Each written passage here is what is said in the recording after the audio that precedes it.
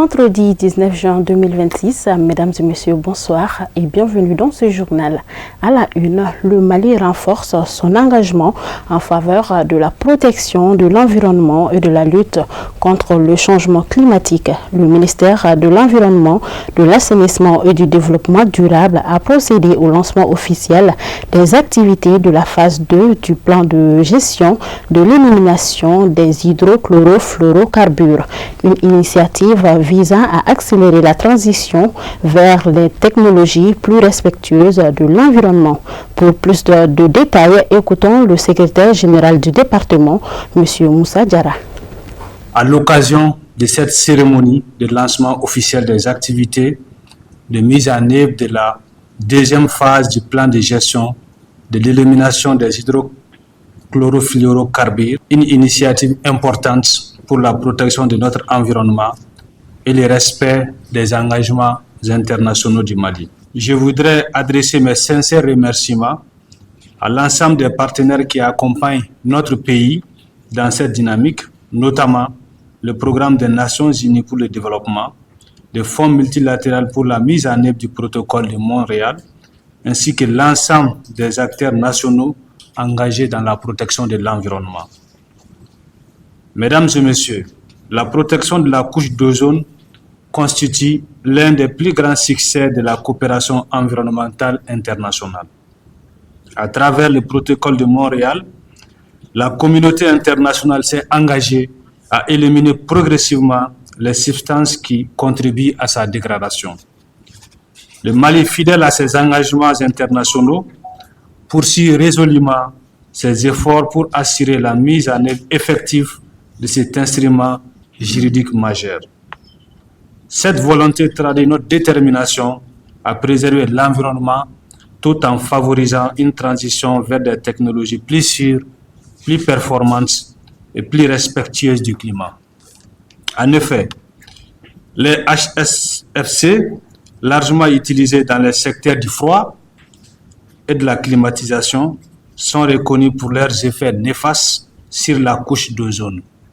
Ils contribuent également au réchauffement climatique, ce qui confère à leur élimination progressive une double portée environnementale et climatique. À ce titre, les actions engagées dans le cadre du PG participent directement aux objectifs nationaux de développement durable ainsi qu'aux engagements du Mali en matière de lutte contre les changements climatiques, notamment dans le cadre de la mise en œuvre de sa contribution déterminée au niveau national. Le maire de la commune 3 du district de Bamako, Mme Djiré Mariam Diallo, a procédé à la restitution publique du compte administratif de l'exercice 2025 au sein de la dite mairie. C'était ce mercredi 17 juin 2026 en présence de plusieurs personnalités. Le reportage est signé Samba Traoré, commenté par Fatma Takani.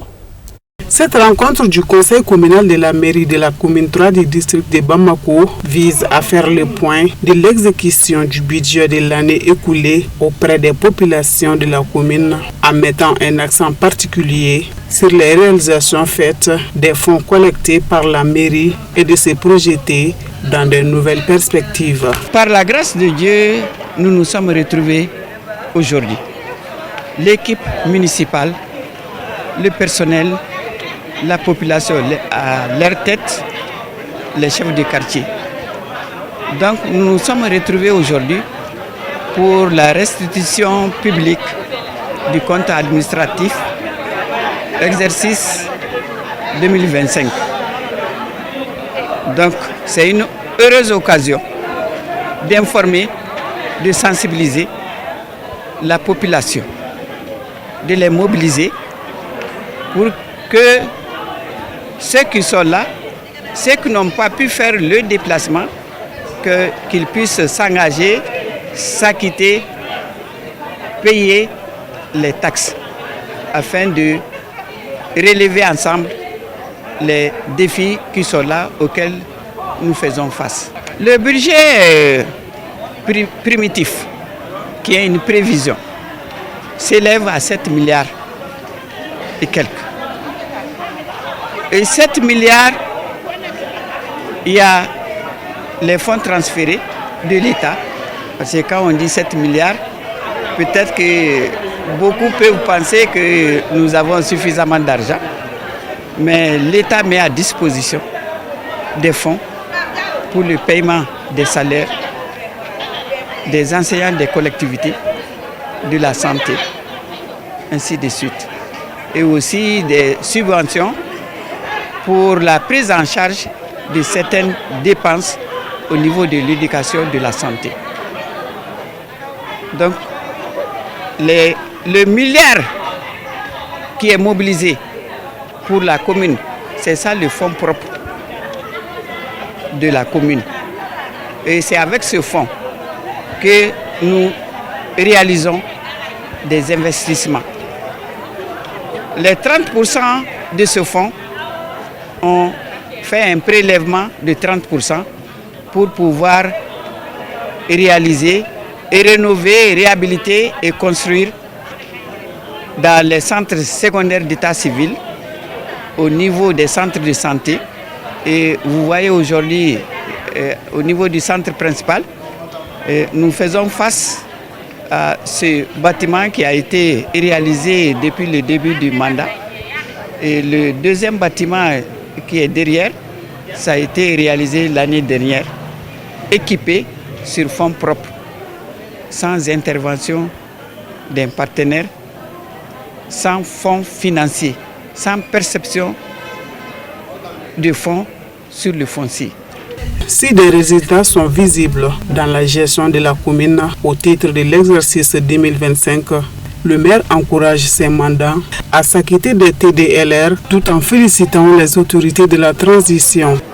Nous arrivons aujourd'hui à travailler, à dormir. C'est parce qu'il y a certains qui se battent pour nous sur le front et aussi à l'intérieur, dans les quartiers, dans les communes. Il y a certains qui sont là, qui sont en train de veiller sur nous. Donc c'est le lieu de leur rendre un grand hommage pour tous les efforts consentis, les sacrifices ultimes pour s'occuper de nous. Aussi le lieu de remercier les autorités, les plus hautes autorités. Son Excellence, le président de la transition, chef de l'État, le Premier ministre et toute l'équipe gouvernementale. Les remerciements également au gouverneur et à toute son équipe. Nous devons aujourd'hui conjuguer les efforts, une synergie d'action, la construction du pays, la souveraineté. On ne peut pas être souverain si on ne travaille pas. La rencontre qui réunit les autorités communales, coutumières, religieuses, organisations féminines et juvéniles a été sanctionnée par des mots de remerciement de la part de Djiré Mariam Diallo ainsi que des séances de photos. Le centre de formation professionnelle Sœur Marguerite de Badalabougou-Simon 1 a célébré ce jeudi 18 juin 2026 la sortie de sa 26e promotion en coupe, couture, broderie, stylisme et modélisme, placée sous la haute présidence du ministre de la promotion de la femme, de l'enfant et de la famille. La cérémonie a réuni autorités administratives et communales, invités de marque et familles des récipiendaires. Le reportage est signé Madi Awakebe, Ibrahim Koulibaly. Elles sont une cinquantaine de jeunes femmes à recevoir leur diplôme après plusieurs mois de formation au centre de formation professionnelle Sœur Marguerite, baptisé promotion Mamoutou Diabaté. Cette 26e promotion marque une nouvelle étape dans le parcours de ces apprenantes, désormais prêtes à intégrer le marché de l'emploi ou à entreprendre. Au nom de la promotrice, Mme Fatmata Bintou Sangare a expliqué que les choix portés sur le ministre de la promotion de la femme, de l'enfant et de la famille pour présider cette cérémonie traduit la volonté du centre de renforcer son engagement en faveur de l'autonomisation des femmes. Elle a également rappelé les résultats enregistrés par l'établissement depuis sa création en 1997. La cérémonie qui nous réunit aujourd'hui ici à Badalabougou est inscrite dans le cadre de la sortie de la 26e promotion du centre de formation couture, broderie, coiffure, maquillage, tatouage, esthétique. Le choix n'a pas été fortuit car le ministre, Madame Diara Djeneba Sanogo, est une grande commise de l'État. C'est une brave dame généreuse, une vraie actrice, toujours prête à apporter son aide à ses femmes et les enfants dont elle est sur un terrain connu. Cette dame, pour rehausser l'éclat de la sortie de la 26e promotion Mamoutou Diabaté, nous avons choisi le mois de juin qui est dédié aux enfants de Mali, 16 juin. Le centre de formation professionnelle Sœur Marguerite existait depuis 1997 avec un effectif de 10 élèves qui ont tout à leur propre compte. Depuis plusieurs années, à leur inscription au centre, elles étaient des non scolarisés, déscolarisés, des diplômes qui ont décidé à prendre leur destin en main. Émus et fiers, les récipiendaires ont exprimé leur reconnaissance à la promotrice et aux formateurs pour la qualité de l'encadrement reçu. Le diplôme que je viens de recevoir, ça m'a permis, depuis ma première année ici, j'ai déjà commencé à travailler. J'ai gagné mon propre argent, j'ai fait beaucoup de choses par moi-même, sans que demander personne. J'invite tout le monde à venir s'inscrire au centre Sœur Marguerite. Et vous aurez une formation de qualité et vous aurez des meilleures preuves pour vous encadrer. Le parrain de la promotion, Mamoutou Diabaté, ainsi que l'invité d'honneur, le comédien et humoriste Souleymane Keita dit Kanté, ont salué les efforts de la promotrice et encouragé les diplômés à faire preuve de courage, de persévérance et d'ambition. Pour les lauréates, vous n'avez pas seulement enseigné des techniques, vous avez transmis de la confiance, inculqué de la discipline et relevé le potentiel de chacune de ces jeunes filles. Chers diplômés, vous avez choisi un métier très formidable. Ne laissez jamais personne minimiser la valeur de votre savoir-faire. À vous qui avez choisi la formation de couture, sachez que vous transformez un simple tissu en œuvre d'art. Vous habillez des corps, vous sublimez des silhouettes et vous préservez notre culture tout en innovant. La couture, c'est la géométrie, la patience et la poésie. Ça, c'est très important dans la vie. Ceux qui ont choisi le métier du maquillage et de l'esthétique, votre rôle va au-delà de la surface. Vous ne faites pas que maquiller, vous soignez la peau, vous redonnez sourire. Vous renforcez l'estime en soi. Vous relevez la beauté intérieure de ceux qui croisent votre chemin. C'est un art authentique et thérapeutique. Vos mains ne sont pas de simples outils de travail. Vos mains sont votre grand capital. En réalité, vos mains vous serviront à grandes choses dans cette vie. Et je tiens à vous remercier. Bon, c'est quelque chose de très important. Moi, je suis ému, je suis très content aujourd'hui. À travers ce que maman vient de me montrer, donc c'est quelque chose de très important. Aujourd'hui, on doit laisser nos femmes pour qu'ils puissent aller étudier et à faire quelque chose pour leurs besoins, les petits besoins qu'ils font à la maison. Et ça va leur permettre, dans les jours à venir, d'être heureux dans leur foyer. Voilà, c'est le plus important. En fait, ils sont contents. Vous-même, vous les voyez. Elles sont tous contents, elles sont tous heureux. Si le travail paye.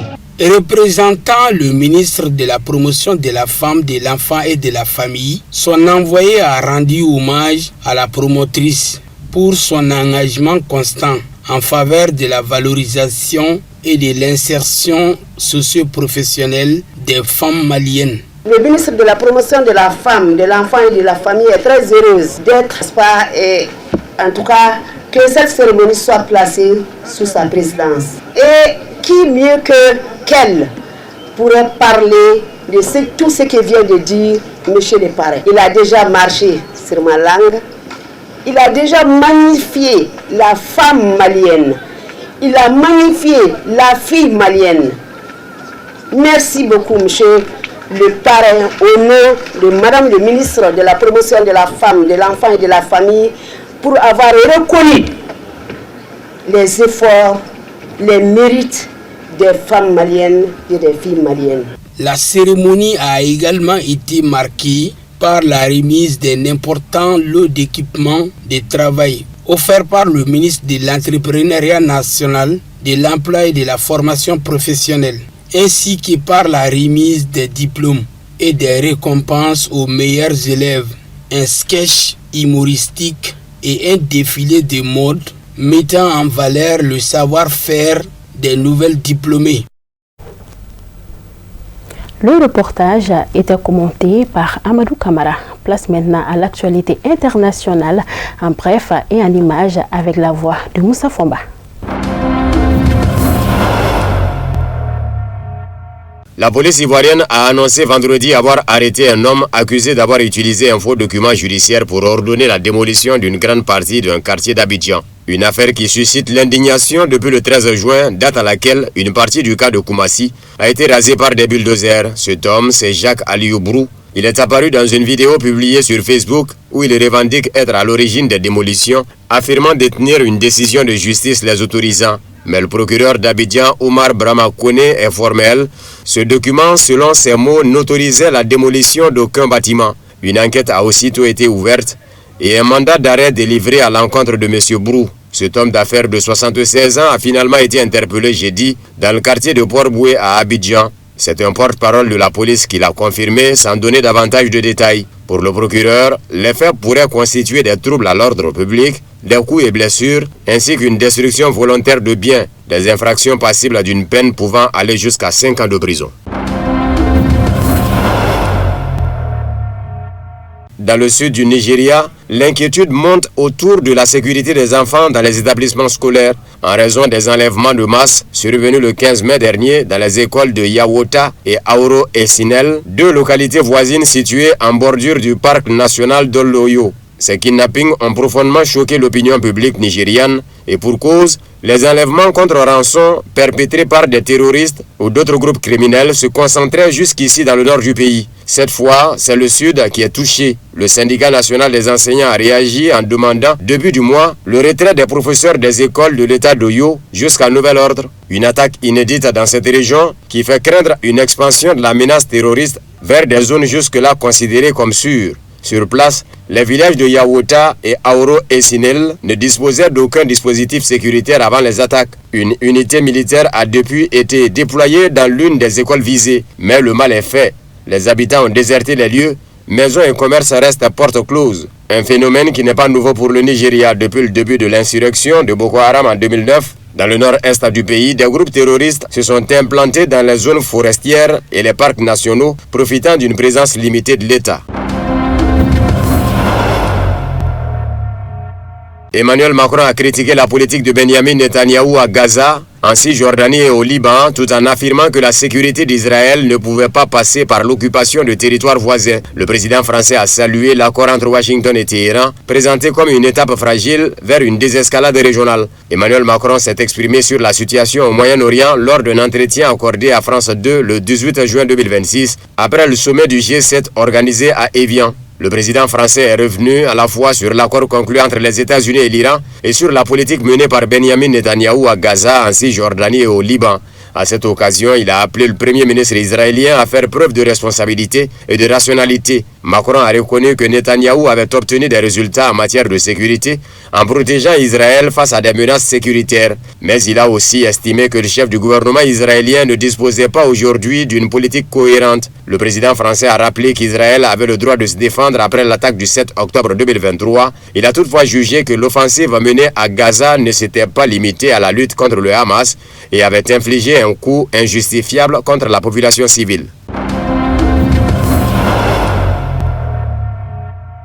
Un ministre israélien du Likoud a évoqué une possible guerre à venir avec la Syrie et a dénoncé un nouvel axe sunnite impliquant la Turquie, le Qatar et le Pakistan. Ces déclarations s'inscrivent dans un climat de tension croissante entre Israël et la Turquie, déjà qualifiée d'ennemis par plusieurs responsables israéliens. Le ministre israélien du Likoud, Amichai Shikli, a affirmé cette semaine qu'Israël serait tôt ou tard amené à entrer en guerre contre la Syrie lors d'une interview accordée à plusieurs radios. Il a présenté cette perspective dans le cadre d'un axe sunnite radical du mal, regroupant selon lui la Turquie, le Qatar et le Pakistan, qu'il considère comme une menace émergente, supplantant même l'Iran.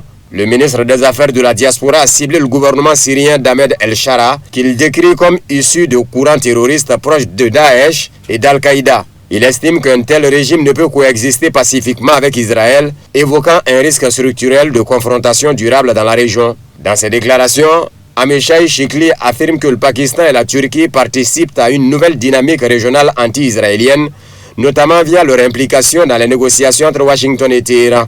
Il accuse également le Qatar de jouer un rôle de relais médiatique en faveur de groupes terroristes, renforçant selon lui ce axe en formation.